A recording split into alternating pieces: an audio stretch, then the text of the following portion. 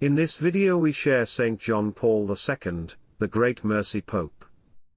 It was St. Pope John Paul II who told the Marian Fathers, the apostles of divine mercy under the maternal and loving guidance of Mary.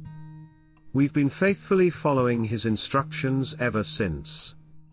Both in his teaching and personal life, St. Pope John Paul II strove to live and teach the message of divine mercy. As the Great Mercy Pope, he wrote an encyclical on divine mercy.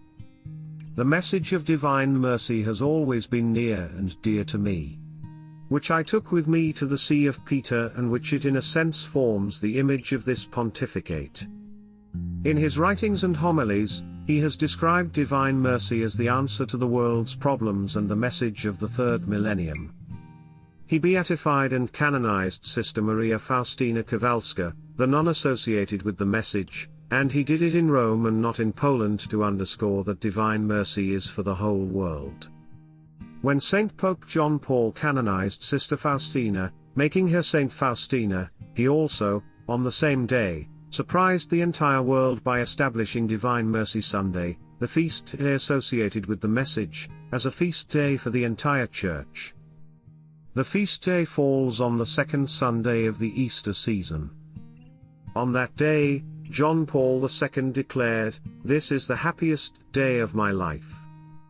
In 2002, the Pope entrusted the whole world to divine mercy when he consecrated the International Shrine of the Divine Mercy in Lagi Uniki, a suburb of Kraków in Poland. This is where Saint Faustina's mortal remains are entombed. The saint lived in a convent nearby. The Pope himself remembers as a young man working in the Solvay quarry, just a few meters from the present-day shrine. He also says that he had been thinking about Sister Faustina for a long time when he wrote his encyclical on divine mercy. Further, the Holy Father has frequently quoted from the diary of Saint Maria Faustina Kowalska, and has prayed the chaplet of the Divine Mercy at the saint's tomb. Given all these connections to divine mercy and Saint Faustina, is it any wonder that Pope John Paul II died on the vigil of Divine Mercy Sunday, the evening before the feast day, which fell that year on April 3rd.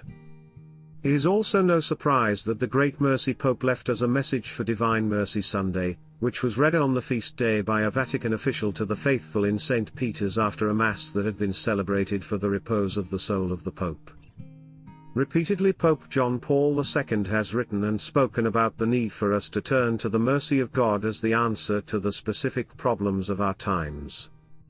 He has placed a strong and significant focus on the divine mercy message and devotion throughout his pontificate that will carry the Church long after his death.